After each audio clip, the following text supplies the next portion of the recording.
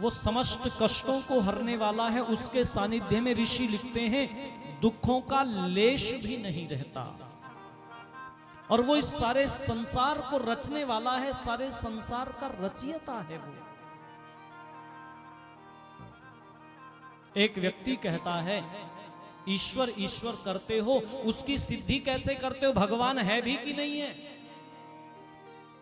तो देखो दो तरह से उस परमपिता परमात्मा को देखा जाता है।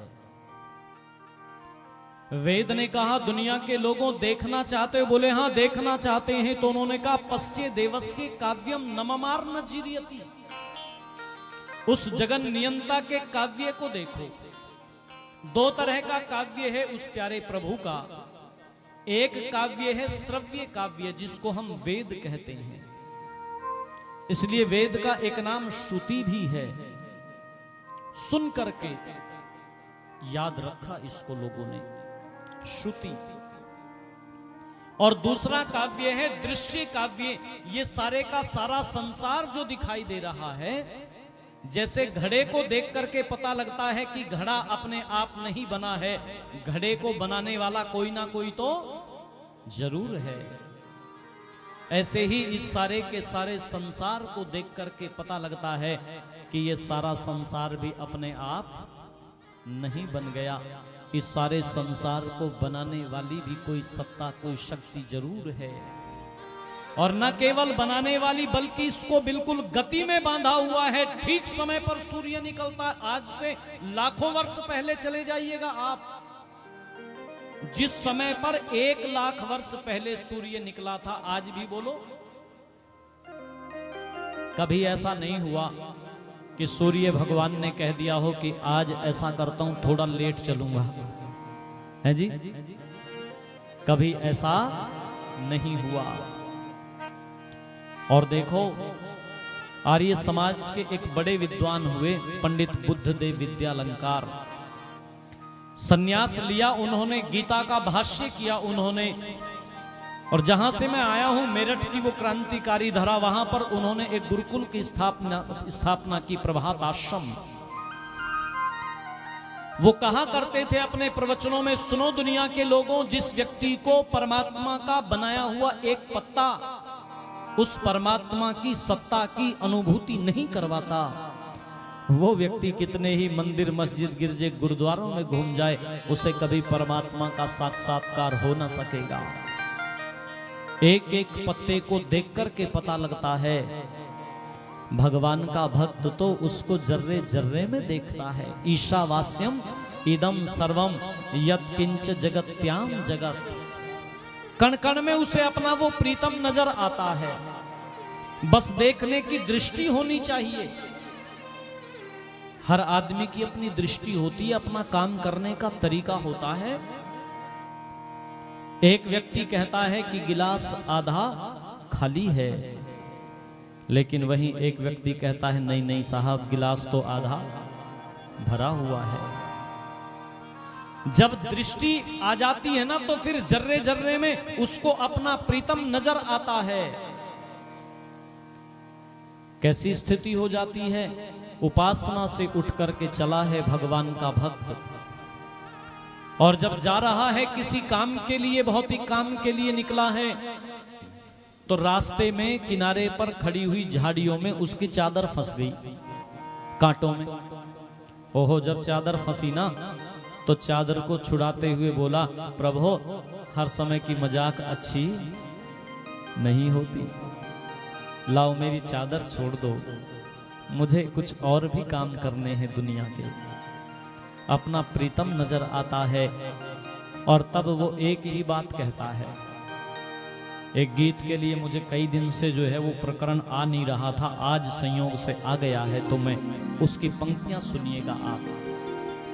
कहता है भगवान का भक्त स्तुति करते हुए, कहता है कि दुनिया बनाने वाले, क्या गजब की रचना प्रभु की। एक एक रचना को देखता है, उसकी सारी दुनिया को देखता है, और ये कहता है कि दुनिया बनाने वाले महिमा तेरी निराली,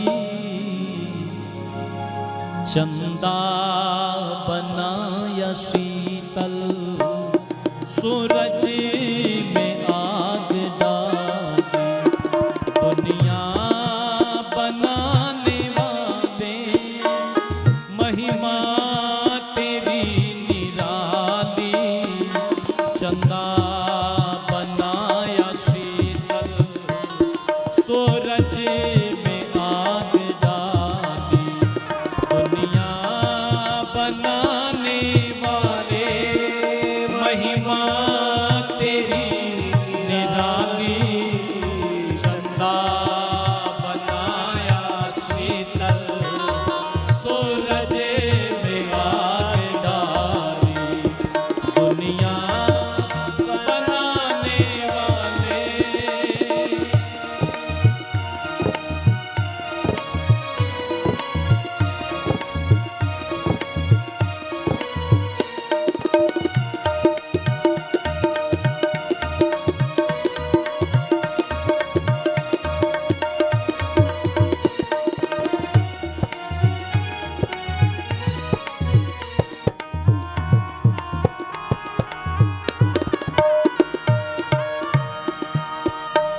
ऊंचे शिखर गिरी के आकाश चूमते हैं, वृक्षों के झुरमुटे भी वायु में झूमते हैं, वृक्षों के झुरमुटे भी वायु में झूमते हैं, सरिताएं बहती कल कल, सरिताएं बहती कल कल, निर्मल से नीर वाली, चंदा बनाया शीतल, सूरज में आग डाली, दुनिया बनाने वाले।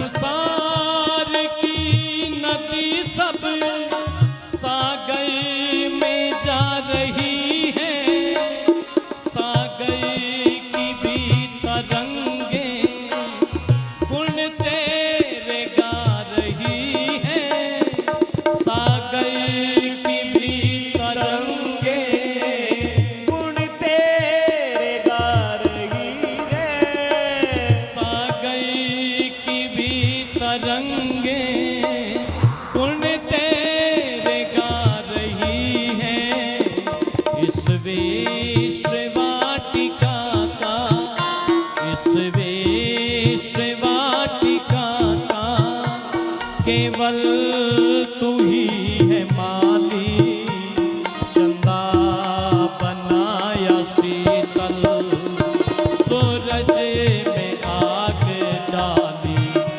दुनिया बनाने वाले, महिमा तेरी निराली, चंदा बनाया शीतल, सूरज में आग डाली, दुनिया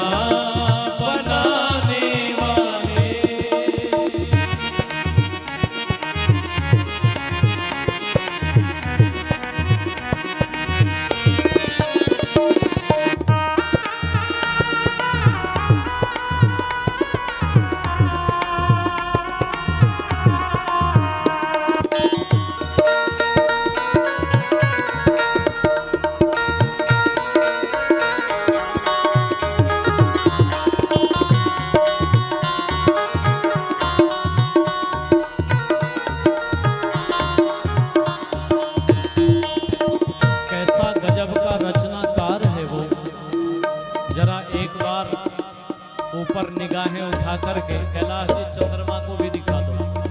है? आज ये पहला अवसर है। गीत गाया तो मैंने बहुत बार है विधायक जी, पर ऐसा अवसर कभी नहीं आया जहां चंद्रमा भी इस गीत को सुनता हो।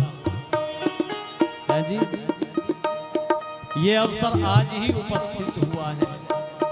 एक एक रचना देखिएगा उस रचयिता की।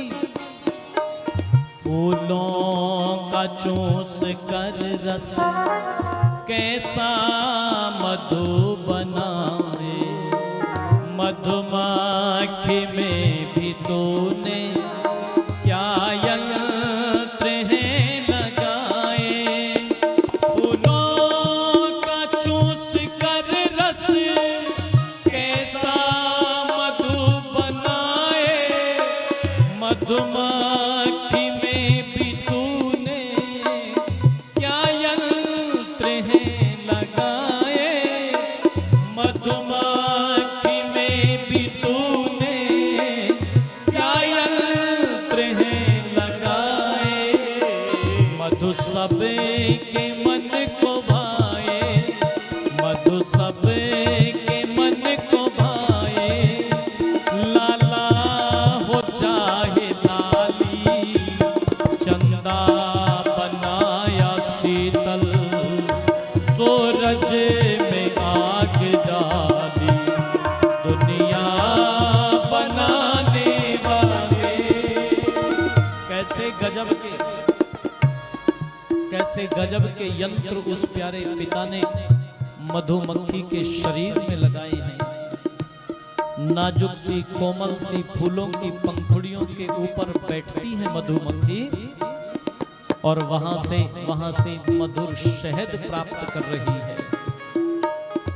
और गजब की विशेषता देखिएगा कि जिस पुष्प के ऊपर मधुमक्खी बैठती है उसको कोई नुकसान, बोलो, उसको कोई नुकसान नहीं पहुंचा रही है, बल्कि परागण की प्रक्रिया करवाने में उसकी सहायता करती है। यदि पुष्पों में ये परागण की प्रक्रिया नहीं होगी तो वनस्पति विज्ञान वालों से पूछ देखेंगे तो वो कहेंगे कि फल नहीं बनेगा। परागण की क्रिया कराने में उसकी सहायता करती है। कितना गजब का, कितना मधुर शहद बना रही है। जब हम छोटे छोटे थे, डिंगारची बोलते थे हमारे यहाँ पर, तो उसको वो शहद बेचने के लिए आया करता था। है जी, यहाँ भी डिंगारची जो तोड़ने वाला होता है शहद को, वो लेकर के आता था गांव में। और उस शहद को जो है ना, जब वो लेकर के आता था तो बड़े बड़े लोग उसके सामने हाथ फैला के बैठ जाया करते थे, दिखा भाई कैसा है तेरा शहद। है जी, और वाह कह उठते थे कितना मधुर शहद बना रही है वो मधुमक्खी। वो नाजुक सी कोमल सी पंखुड़ियों के ऊपर बैठ करके। कौन है जिसने ऐसे गजब के यंत्र उसके छोटे से शरीर में लगा दिए हैं? और जरा और बारीकी से देखिएगा, पत्तों को खा के कीड़ा रेशम बना रहा है। माननीय विधायक जी, मैं चेन्नई गया, वहां पर एक जगह है कांचीकोट्टीपुरम, रेशम का बड़ा कारोबार है। वहां पर साड़ियां बनती हैं रेशम की। देखा वहां पर जाकर के कैसे बनता है ये रेशम, तो पता लगा पत्तों को खा के कीड़ा रेशम बना रहा है कौन जो उदर में चरखा चला रहा है। पत्तों को खा के कीड़ा रेशम बना रहा है कौन जो उदर में चरखा चला रहा है कौन जो उदर में चरखा चला रहा है। बुन बुन के आ रहा है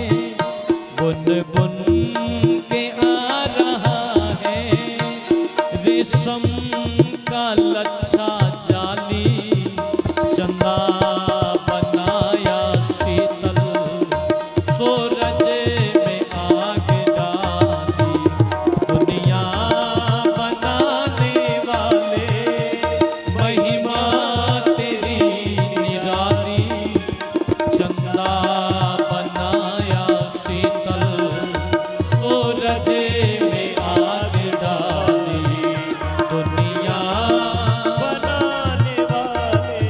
आहा, कैसे गजब के यंत्र उस छोटे से रेशम के कीट के शरीर के अंदर लगा दिए हैं।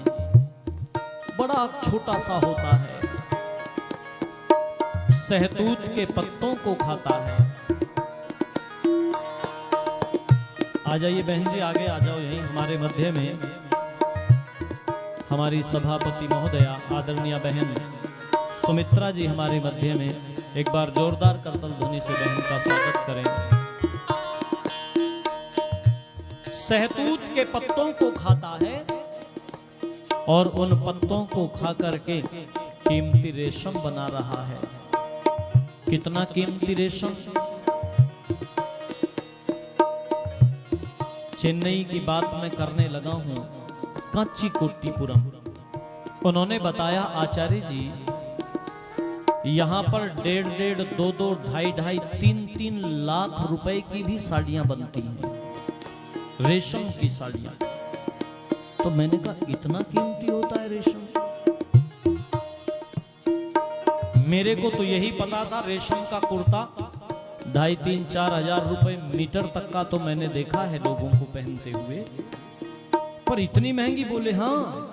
और उन्होंने कोकून ला करके दिखाया, बोले देखो ये है, इसमें से वो रेशम जो है ना वो शरीर से पत्तों को खाता है सहतूत के, और ये कोकून तैयार कर लेता है, इसी में वो रेशम है।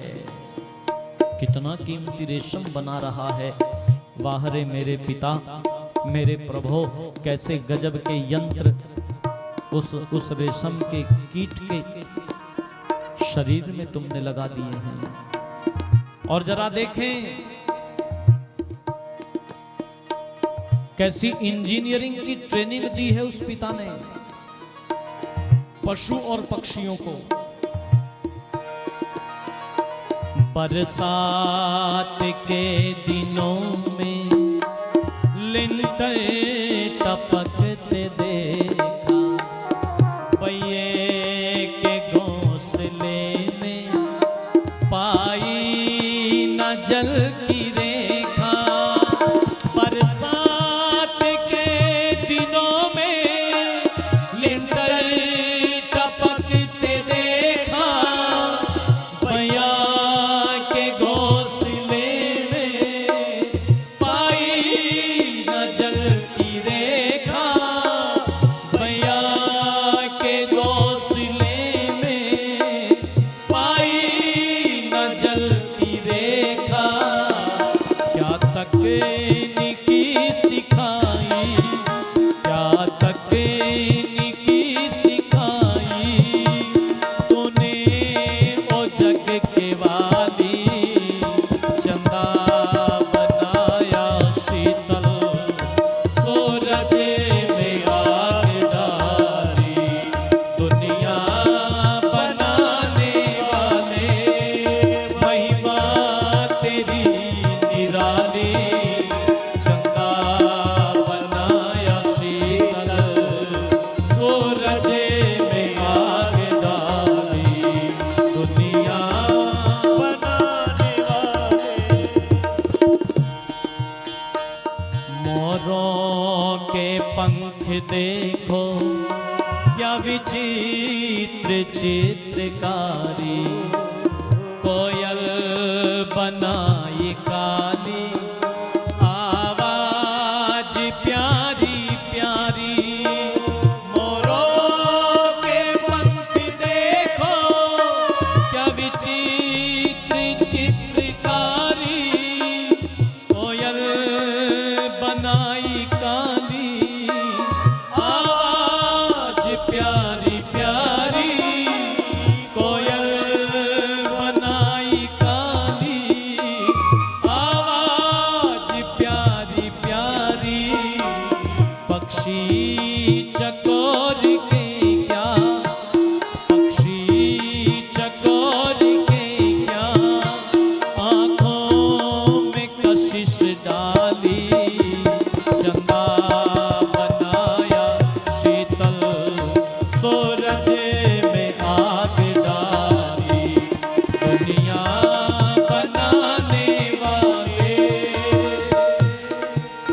और उस प्यारे प्रभु की न्याय व्यवस्था का एक उदाहरण सुनिएगा। बच्चे किसी पे दर्जन टुकड़ों के भी हैं लाले, संतान बिन किसी के घर में लगे हैं ताले। बच्चे किसी पे दर्जन टुकड़ों के भी हैं लाले, संतान बिन किसी के घर में लगे हैं ताले, संतान बिन किसी के घर में लगे हैं ताले। जीवों के कर्म फल की, जीवों के कर्म फल की तेरे हाथ में है ताबी। चंदा बनाया शीतल, सूरज में आग डाली, दुनिया बनाने वाले। माता पिता विधाता, बंधु सखा वे भ्राता, महिमा का पथिक ते